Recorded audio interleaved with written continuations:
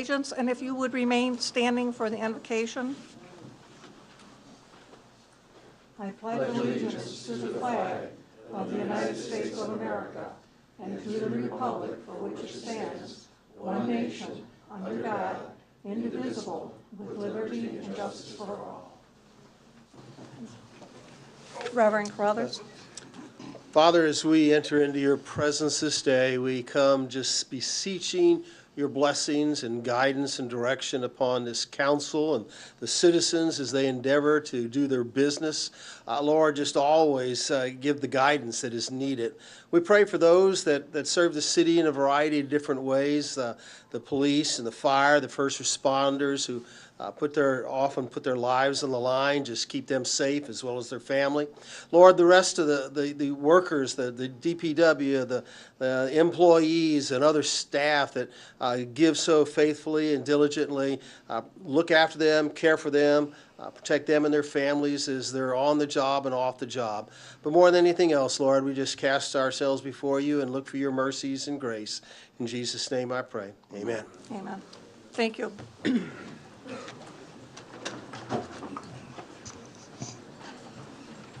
If the clerk would take the roll, please. All right, Councilman Templin is asked to be excused. Councilman Cisco? Present. Councilman DiGiulio is asked to be excused. Councilwoman Gabarecki? Present. Councilman Rourke? Here. Mayor Mategas has asked to be excused. Treasurer Armstrong? Present. And Madam Pro Tem McLeod. Present. We have, just barely, but we have a quorum, Madam Mayor. Thank you. We have questions regarding corrections and approval of the agenda for this evening. I have a correction, please. Correction to the agenda. Under consent agenda, item B, we could remove the license and permits. Remove this from the agenda to be placed on another agenda at another date. Do I call a motion on that? You could put them all together. Any other changes? Okay, are there any other changes to the agenda? You Yes, have number 5 on yours? yeah. You have 5 on yours? We need to add under resolutions, number 5, the emergency boiler purchase for the community center.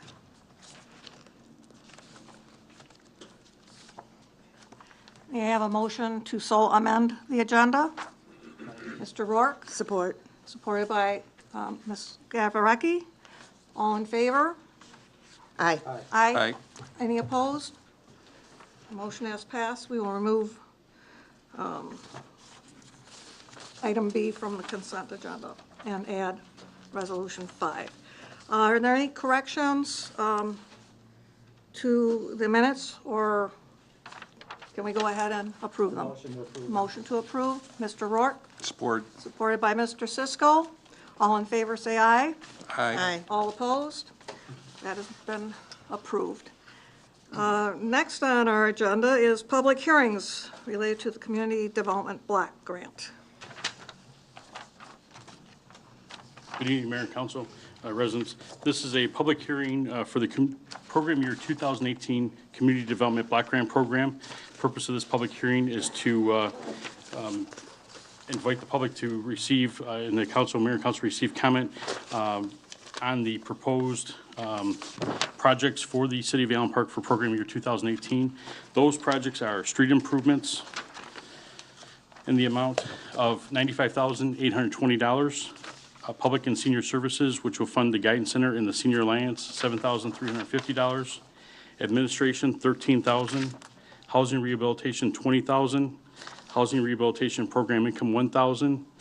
Demolition program income, $1,000. And public improvements program income, $1,000. We add the housing rehab, the demolition, public improvements under program income, just in case there is a need in the future that we have a project, so we won't have to go back through another public hearing. We can just move forth with the project. Usually those are an emergency situation. At that point, we can go on. We do anticipate receiving approximately $139,170. That was the total of those amounts that were listed in that in the project list. At this point, do we ask? Invite the public. I think Mr. Hayes last, a couple meetings ago, asked about the administration. And I think last week, or last council meeting, I gave the council a breakdown of what we had done for the program, or for the CDBG program. I believe the last 2 years, we have transferred that amount from administration into the project itself, which was the street improvements. As we did for some public service dollars and also some housing rehab dollars that we were at the risk of losing. So we do try to get that into the programs themselves as opposed to the administration. Dennis Hayes, Quant. Thank you for remarking on that, Mr. Administrator. I wonder, though, if you could take a moment to explain in some particularity or specificity what exactly is meant by the street improvement. I'm thinking sidewalks or things like that. Maybe it'd help the public at home to know what you're talking about. So under the categories that are allowed by HUD for the Community Development Block Grant Program, street improvements and sidewalk improvements are both allowed. We have been doing a little bit of both, more so the street improvements. Where the sidewalk comes in is if we have to do a crosswalk to make it ADA accessible, then we will do the crosswalk included at that point in time. But we have not gone out and just done sidewalks per se. For the most part, it has been streets, and the primary areas, the only 2 areas that we have qualified in the community are the South End, Ford Line, Michigan, LeBlanc, Ford Avenue, Kensington Court, what else is over there? Kennebec, and then also the area of Roger Avenue and Lawrence up to around Seacott and over to the county, to the city line with Lincoln Park. And we've been working on the street improvements in those 2 areas at this point in time, and I think that's going to continue. I think we're pretty close to getting everything done down at the south end off of Ford Line and Kennebec area. But we still have a lot of work to do on Roger and Lawrence in the neighborhood, in the north of Southfield area. Is there anyone else who would like to make comment? Good evening, City Council, Mayor Ray McGusson Quant. Through the chair, Mark, can you explain to us how long is the money good for, and when does it expire? And do we put out some kind of information out to the citizens to let them know what's available through this grant throughout the year, or is it just a one-time deal and then nobody knows that the money's gone after today? The funds are available, block grant funds become available the 1st of July of the program year start, which would be 2018. They are good for 18 months. The county is really holding tight on that line. They had kind of wavered from that for a number of years, but they're back to keeping that online at 18 months.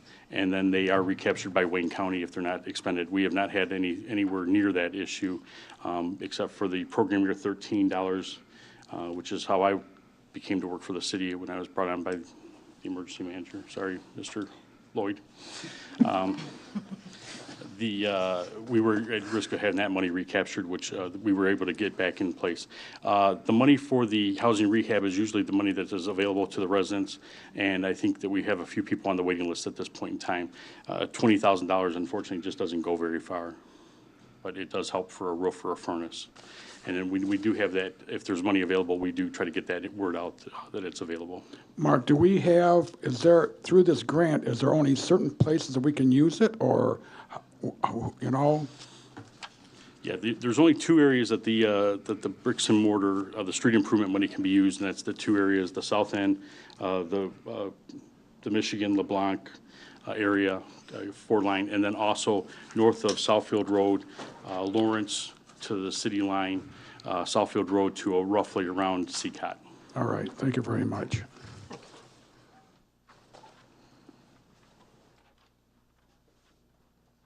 If no one else wants to come forward, we close the hearing. That was a record for audience participation as well. Thank you. I'll mark that down. Next, we go to organizational business. I need a Oh, resolution on I'm that. sorry. Okay, thank you.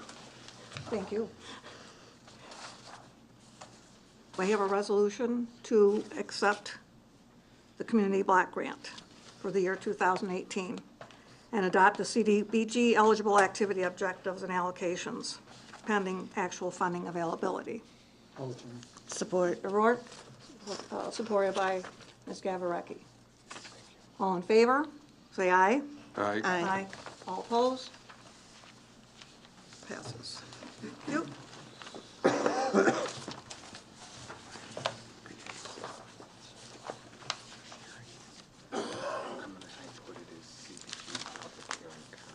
And now we have organizational business.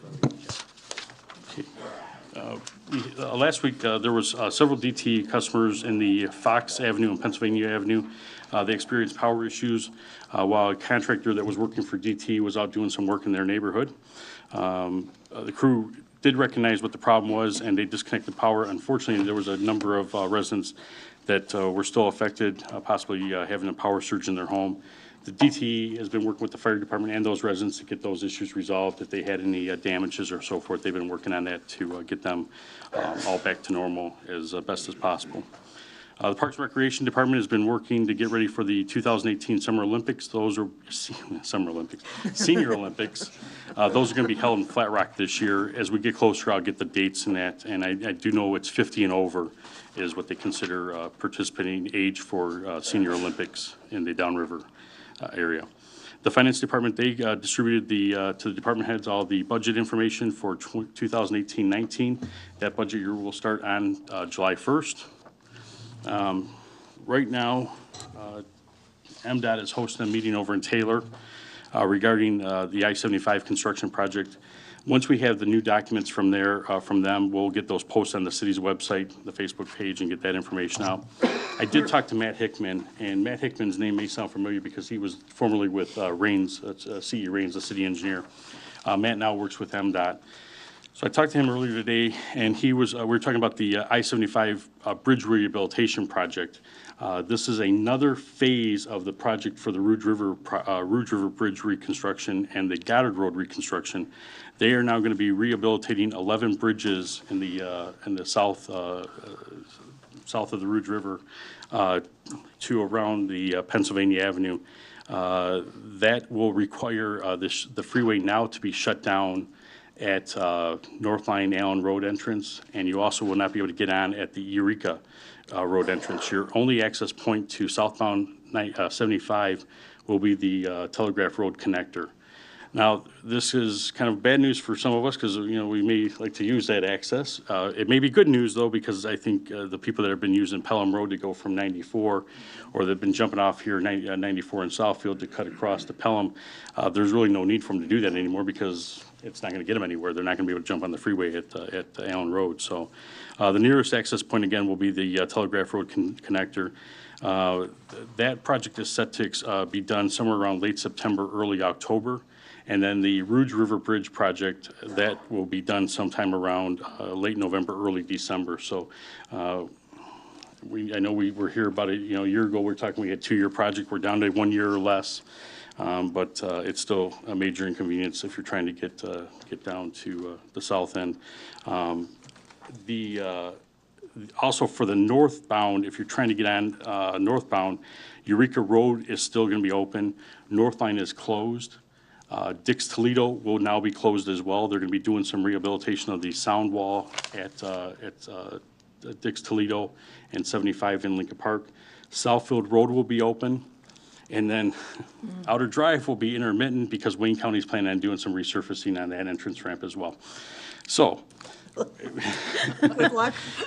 I'm just going to end right now. I have no more good news. But, I think it's one of those signs that maybe we always ask for the contractors to kind of do all the work at the same time. Well, guess what? They're trying to do it all at the same time. Unfortunately, it's going to be another inconvenience season for us. But we'll manage. We manage this time. We'll figure out the process and get around our area a little bit better. But I'm hoping maybe it's going to be less traffic on Pelham, and hopefully it's less traffic on Pinecrest and Allen Road and so forth. We'll see as time will tell on that. But Matt was very helpful in information on that project for us, so. And then finally, the City Hall Police Department project.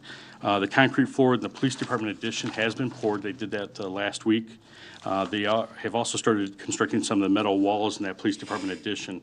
They're not actually on the concrete, the newly poured concrete just yet, but they're getting everything on the walls, so they're ready to go when that concrete is cured enough to allow them to attach to the floor. They've also started, or they're almost done with the brick walls for the jail cells. Those are nearly complete. And all the interior brick walls should be complete by sometime around the end of next week is my guess, just looking at their timeline and how they've been working so far. They're currently prepping the area in the new City Hall, on the City Hall side, the front addition for concrete. That's supposed to be poured on Thursday. And then the drywall crews have been in there on the City Hall side majority, mudding and taping the walls. And they actually had a painter in today, I think it was today, putting on a coat of primer on some of those walls as well. So it's moving along. We're going to try to get an open house. I think that was a question that came out at the mayor's presentation. But first and foremost, we got to make sure we can get in there to the building and out of this building as quickly as possible. Thank you. Does anyone have any comments or questions? I have a question. Mark, this goes to our taking care of the roads with the road millage that we had. And maybe we talked about this before and I just maybe kind of don't remember. So I'm going to ask you to, clarify my mind here a little bit. We have set out some streets for this next coming year, for this year, for 2018. After we've had such a cold winter, that's really taken its toll on the streets. Are we going to go back and reevaluate some of these streets to see, and I'm going to bring in a particular Moore Road, even though we've done work on Moore Road, which is good towards, Cabrini, but closer to Allen Road, Moore Road is really falling apart, as I believe is Maylon, which is really bad. So I'm just wondering if how flexible we are with our schedule.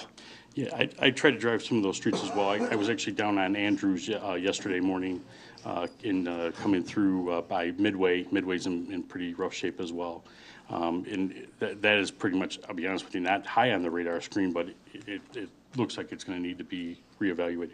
We'll talk with the engineers about maybe having them go through with another PASER rating. There's a little bit of a cost to that, but I think it would give a true sense of where we're currently at a little bit better. Not a bad idea to update on a regular basis. I know Tom is taking the approach too that as opposed to doing a 20 by 20 section and just doing those hit and miss all over the place, to try to work on some bigger sections and make a little bit more progress that is going to have more of an impact on the entire roadway, as opposed to a 20-foot that's sitting next to another cracked piece, and the residents look and say, why did you do that? This doesn't make any sense. I think we got to take more, continue to take the more of a common sense approach and as we're going further here. But we will take a look at and talk to the engineers about doing that. I talked to Councilman Rourke last night on an issue over on Wick Road. The problem that we're running into on the asphalt roads is there's just no base underneath them. And so we got to really reevaluate how we want to handle those as well. When we're looking at Park Avenue, we're scheduled to do from Wick to Leslie. That's going to be done in concrete. That's a really wide road, so it's a little bit almost a street and a half equivalent. But I think that's the best way to go, is on the concrete base, as opposed to trying to do an overlay on the asphalt, because the problem that you have on like a Pinecrest or a Wick and even a Reek Road is that the base is no longer stable enough to handle that, and it's just going to crumble within 4 to 5 years. And I think that's not what we were looking for when we did the asking the residents for their approval of the street millage. Right, and just to let everybody know, how much money do we have available every year to fix our, excuse me, local streets? It's just the city of Allen Park. This is the millage that we voted in. How much is that money per year? The street millage is 1.9 mils, and a couple other numbers, 1.91 or something like that. It generates roughly $1.4 million. As remember when we went through this whole exercise, a lane mile according to the Ohio Sebeck, our city engineer, is in concrete is roughly about $1 million. And we're getting about $1 million. We got a 1.6 miles this past, 1.66 miles this past time in total reconstruction. So there's 90 miles total. So, everybody, even the students, they can do the math on this. It's not, we're not going to be able to fix everything right now, but it's going to take a little bit of a process. All right, thank you. Are there any other questions? May I have a motion to accept and file the administrator's report? Motion. Support. Mr. Cisco, supported by Ms. Gavarecki. All in favor, say aye. Aye. All right. All opposed? Motion is passed. Now we have public comments. And everyone knows the rules and regulations. Basically, just be nice, be courteous, be on topic, and you have 4 minutes in which to do so. So anyone who would like to come forward and make comments, please do so. And all we want is your name and your street. We do not want an address. Ray McGusson, Quant. Couple questions. Whoever wants to, through the chair, maybe Mark, you can answer this, okay? And because of the amount of traffic that we're getting through our city, because of all the work that Wayne County is doing and is planning to do, what, are we going to get any kind of reimbursement from them for them putting all this stress on our roads right now that are starting to crumble because of all this excess traffic? That's question number one. Question number two, because of all the sexual harassment cases that we're hearing all through the country, all through a bunch of different areas, I know you guys are working on contracts, and hopefully in these contracts you get some firm language on sexual harassment between anybody within our city. Myself, as a taxpayer, do not want to be pumping extra money, so we are spending it on lawsuits. I think it's a total waste of my taxpayer money and all my citizens behind me and who are listening right now, that we're getting sick and tired of these lawsuits, because I know there's still maybe at least one, if not more than one, happening right now that we have already, that has been going on forever. I just want to know what kind of language you're going to get on our contracts, and are you planning to go ahead and send everybody within the city into some kind of training so that it doesn't happen no more? And if it does, I don't know, maybe they should just lose their job and pay the piper and pay the lawyer fees. Why do I have to pay for them? That is all. Thank you very much. Roads. In regards to roads, I didn't want to laugh at you, but it's just not going to happen. And I apologize for that comment too, but you know where I'm coming in. In fact, we've got a meeting coming up here in early February because MDOT actually, we've been fighting with them, administratively fighting with them, and it may get have to get some bigger people involved. We're still in the donut hole of the 8% towards the I-75 project. So they're actually going to want to take money from us to pay for I-75. I've argued the point that our local roads have been impacted on this, and yet it falls on deaf ears at MDOT. But I find it kind of ironic that we were told that MDOT can just kind of do whatever they want, but when Roseville decided they didn't want to approve late night work, MDOT changed their opinion and said, okay, the community's right. So we're gonna continue to fight this battle with them. But at this point in time, no money coming back from Wayne County or from MDOT, just MDOT with their hand out at this point. All righty.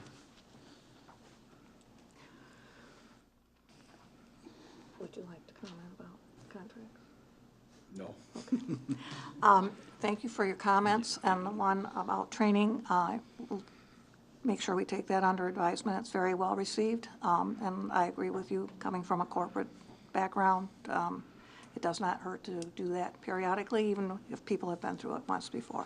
But as to contracts, I'm not going to comment on that, but I know that city has done some training with respect to that, and there's always encouragement to do further training on that as well as other employment issues, so that's Thank you. well taken. Thank you very much. Have a great day.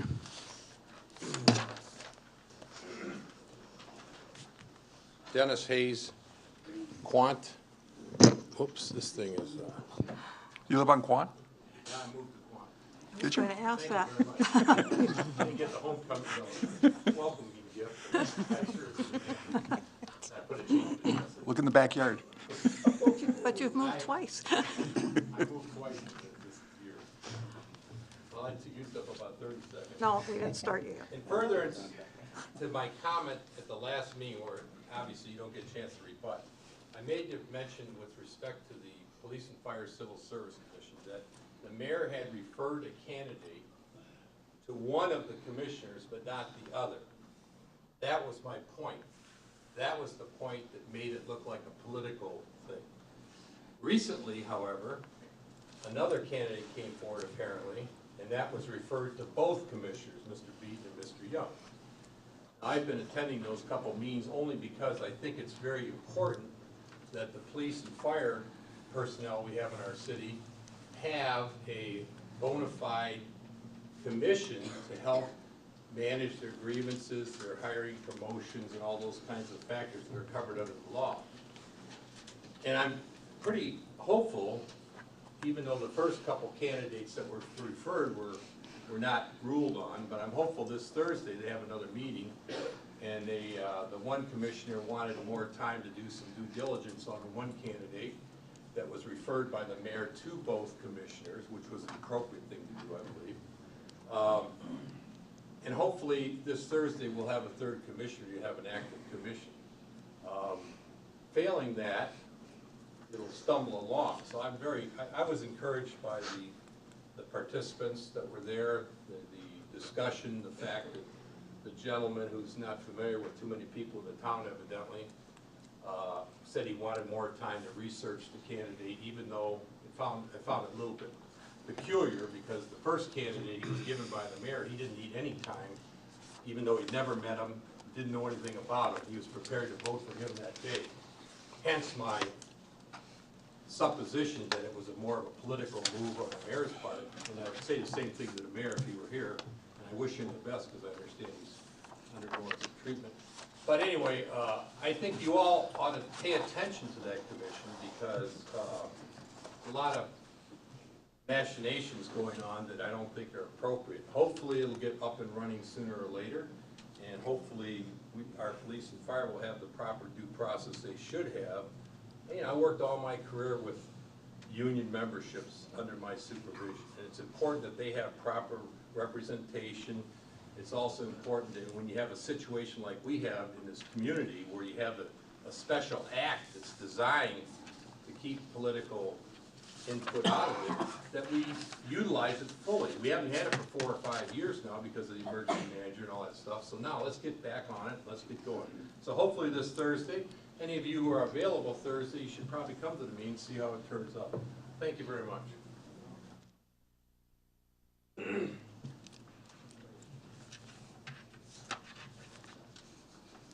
Are any other citizens who would like to come up and make a comment? All right, at this point, we will close the public comments and go on to the consent agenda. You have a motion to approve the consent agenda. Motion. Mr. Cisco, supported by Mr. Rourke. All in favor, say aye. Aye. Aye. All opposed? That is carried. Now we move on to resolutions. Okay. And the first resolution is to bypass the city bid process, APCO 2-824-4, as there is no economic benefit to rebid the water main replacement program contract and authorize the city to accept the proposal from Brico Excavating to extend their 2016 contract unit pricing, with the only change being for the HDPE linear foot pricing for the 2018 construction season. Anyone like to speak to that? Are there any questions? I'll make a motion. Motion by Ms. Gavareki, Support. supported by Mr. Cisco. All in favor, say aye. Aye. All opposed? Motion has passed. Thank you very much. Resolution number 2. A grant resolution. We have a memo from Mr. Hawkins. The resolution is to support and encourage the Allen Park Parks and Recreation Department to apply for any and all grants that the department may be deemed eligible, including through any government, public, or private entities.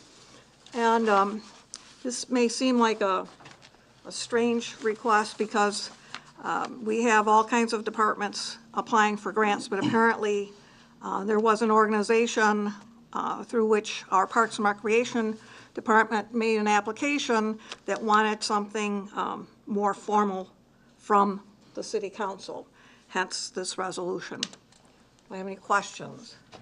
Motion by Mr. Rourke, supported by Ms. Gavareki. All in favor, say aye. Aye. Aye. All opposed? Motion has passed, the resolution has passed, thank you very much. Resolution number 3. Resolution of emergency purchase. Resolution to ratify the action of the city administrator regarding the emergency purchase of a 2018 Ford Escape from Gorno Ford through the MDL purchasing program at a cost of $22,500 with funds for this purchase that were budgeted for Parks and Recreation and will come from account number 401-000-985.004. Do I have any questions or discussion? Motion. Motion by Ms. Gavareki, Support. supported by Mr. Cisco. All in favor, say aye. Aye. Aye. All opposed? Resolution has passed. Resolution number 4. To adopt the recommended corrective actions of deficiencies identified by Plant Moran during the audit of the city's financial statements for the year ended June 30th, 2017. Motion. Support. Motion by Mr. Cisco, supported by Ms. Gavareki. All in favor, say aye. Aye. All opposed? The resolution has been approved. Thank you. Now we have resolution number 5, which was added to our agenda, is a ratification of emergency purchase of a boiler. And I don't have the short version. Basically, on Friday evening, Parks and Recreation Director was notified that the boiler that provides hot water for the fitness center showers and restrooms, as well as the Zamboni, had failed. There was an immediate need to take care of the situation, and Mr. Hawkins purchased a new boiler on an emergency basis through Expert Heating and Cooling at a cost of $15,485. They have been, Expert Heating and Cooling has been the community center's contractor and is familiar with the heating system operations. He asked that they look at alternative units that may be less expensive than the 96% efficient boiler. And while it was determined that an 80% efficient boiler would save money, it would actually cost more to operate down the road. At this time, I am requesting the mayor and council to ratify the action of the city administrator regarding the emergency purchase and installation of a 96% efficiency hot water boiler from Expert Heating and Cooling at a cost of $15,485. The funds for this purchase were budgeted for Parks and Recreation and will come from their account. Do I have any questions or comments? I have a motion to approve. Mr. Rourke has support. Seconded by Ms. Gavareki. All in favor, say aye. Aye. Aye. All opposed? Thank you very much. The resolution has been passed. Now we will go on to other business. We have the first and second reading of proposed ordinance number 01-2018, an ordinance amending Chapter 48 Utilities, Article 4, Stormwater and Wastewater Collection and Treatment, Division 4, Design and Construction Requirements for Stormwater Facilities. Want to get a motion to approve, and then I'll discuss it a bit. Motion. Mr. Rourke, motion. Supported by Ms. Gavarecki. All right. So what we have here is, this is an ordinance to address businesses who want to tie into the county stormwater sewer system. And I'll tell you, it's very complex. It's amazing how many aspects of the sewer system are dealt with. We just don't see them, because a lot of it's underground. But a lot of things can happen in maintaining these systems, and we need to be careful as to what goes into these systems.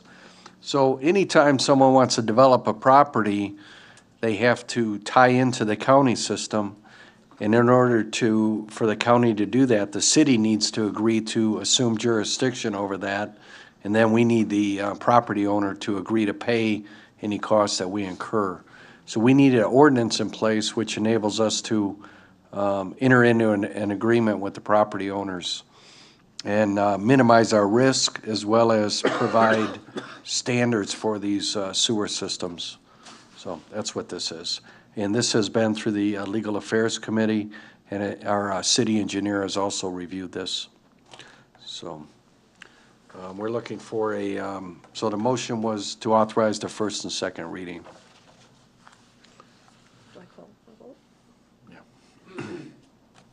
We So we made the motions, right? We- So just- We've already made the motions. Just, Can I have, yeah. all in favor, say aye. Aye. All opposed? Mike, you want to do the honors, or you want me to read it? You could go ahead. All right. And this is just a reading by title only. I'm not going to read the complete ordinance. We'd be here all night, so. That's the big one. Proposed ordinance 01-218. This is the first ordinance for this year. An ordinance of the City of Allen Park, Code of Ordinances, amending Chapter 48 Utilities, Article 4, Stormwater and Wastewater Collection and Treatment, by the repeal and readoption of Division 4, Design and Construction Requirements for Stormwater Activities, to update the division. Second reading of proposed ordinance 01-2018, an ordinance of the City of Allen Park, Code of Ordinances, amending Chapter 48, Utilities, Article 4, Stormwater and Wastewater Collection and Treatment, by the repeal and readoption of Division 4, Design and Construction Requirements for Stormwater Facilities, to update the division.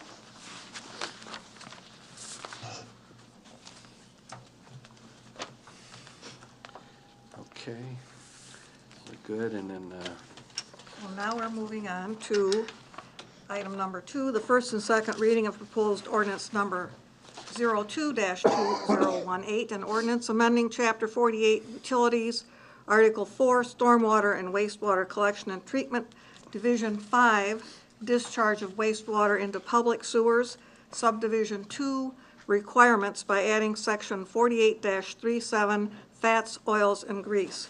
Have a motion? Motion. Mr. Support. Cisco, supported by Ms. Gavarecki. right. So we're asking, this motion is to authorize the first and second reading of this ordinance. This ordinance addresses we call this the fog ordinance, and by that we mean fats, oil, and grease. This provides regulation for restaurants and anyone who's dumping these substances into our sewer systems. These substances plug up the systems, and they really wreak havoc for other property owners. So, any questions? This has been approved by the Legal Affairs Committee. First reading of proposed ordinance 02-2018, an ordinance of City of Allen Park Code of Ordinances, amending Chapter 48 Utilities, Article 4, Stormwater and wastewater collection and treatment, Division 5, discharge of wastewater into public sewers, Subdivision 2, requirements by the addition and adoption of Section 48-437, fats, oil, and grease. Second reading of proposed ordinance 02-218, an ordinance of City of Allen Park Code of Ordinances amending Chapter 48, Utilities, Article 4, Stormwater and Wastewater Collection and Treatment, Division 5, discharge of wastewater into public sewers, Division 2, requirements by the addition and adoption of Section 48-437, fats, oil, and grease. And that's it for these two ordinances for tonight. Okay. You already did these motions. All right, all in favor, say aye. Aye. All opposed? Thank you very much. And now we get down to council comments. I'll go. Mr. Rourke. Now, there's a lot of kids here. Is this the beginning of a term or an end of a term? Final exams? Extra credit? Okay, that's pretty impressive. Starts on Okay. tickets. But the other, I just want to, I always talk about trash day. People putting the trash out early, you know, it's supposed to be after 5 o'clock, and they still don't do it. But this Monday, I noticed tickets on cars that were parked in the street after 8 o'clock or whenever that time frame is. So just to let people know again, it's get the car off the street, park it on the side lot, whatever the case may be. And it was nice to see the enforcement, because we've talked about it. We talk about it, we don't enforce it. Now we're enforcing it.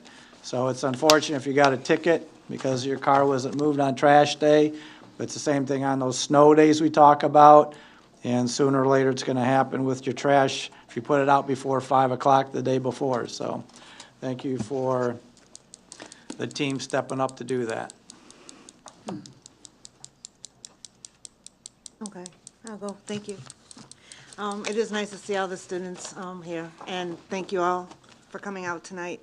I just want to say the one item on the agenda this evening, it was nice to see that two departments could work together to better suit their needs as far as the vehicles that were needed between them both. So that's appreciative. And I would just like to say I appreciate the effort that our administrators put in for making sure that our community development block grant money gets spent every year. So it's a pleasure to sit up there representing the city, knowing that your city has spent the money and not being one of the communities that's out there struggling, trying to spend it. So I thank you for all that you've done in making sure that's taken care of for us. So with that, have a good evening. Mr. Sisson. I guess I'm going to direct this more to the students than anybody else. You know, during my lifetime, I've seen a couple of things happen that are like sea changes that I think we're all aware of. One of them was the civil rights movement in the 60s. That changed our country. The protest against the Vietnam War was another one. Nothing to take away against anybody that's a veteran or fought in that war. But the fact is, we had a president at the time, President Nixon, who was waging a covert war in Laos, I believe, that nobody knew about because we don't have the social media or the coverage that we have now. And of course, he did resign. And what I see happening next is the women's movement that's happening right now. That is a great thing. And I think all the young ladies here should take note that when you go off after high school and you want to get involved, get involved. You could make a difference. There's power in numbers. And all of you can make that difference, including the young men that are here. And we all need to take our cues as to what's happening and try to understand as a man, as a woman, and how these things are actually different. But we all should have the same goals together. So hopefully when you go off to college, you'll make a difference. and you're making a difference now, but it'll get easier once you get out of high school. Much easier.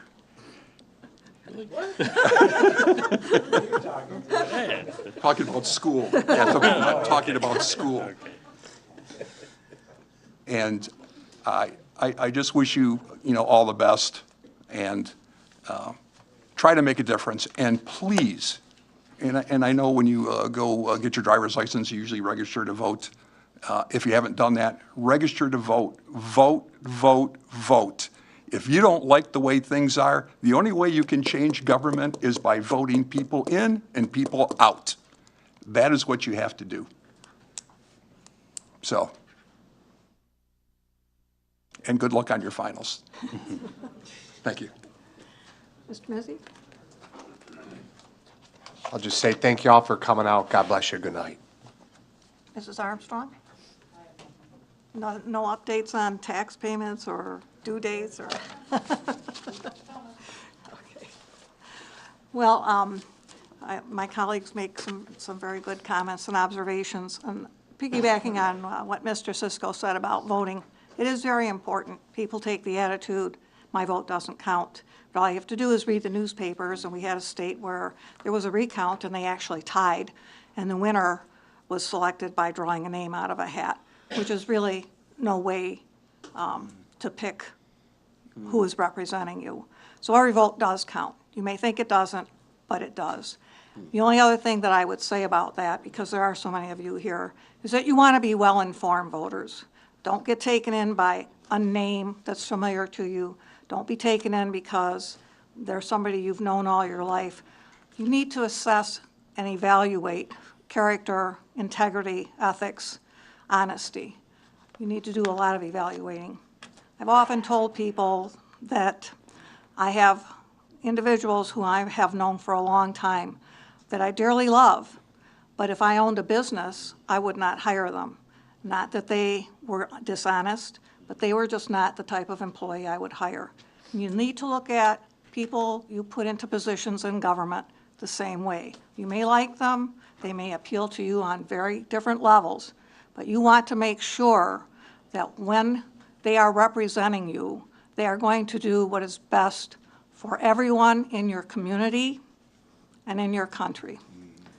And I would encourage all of you that even if you don't have to come to these meetings, try and make them once in a while, or take a look at them on YouTube. You can watch them at your leisure. You can fast forward through what isn't of any great interest, but you might learn a few things now and then. Thank you all for being here. Have a good evening. Stay safe. Motion. Mr. Ward, Ms. Gavarecki, all in favor? Aye. All opposed? We are done.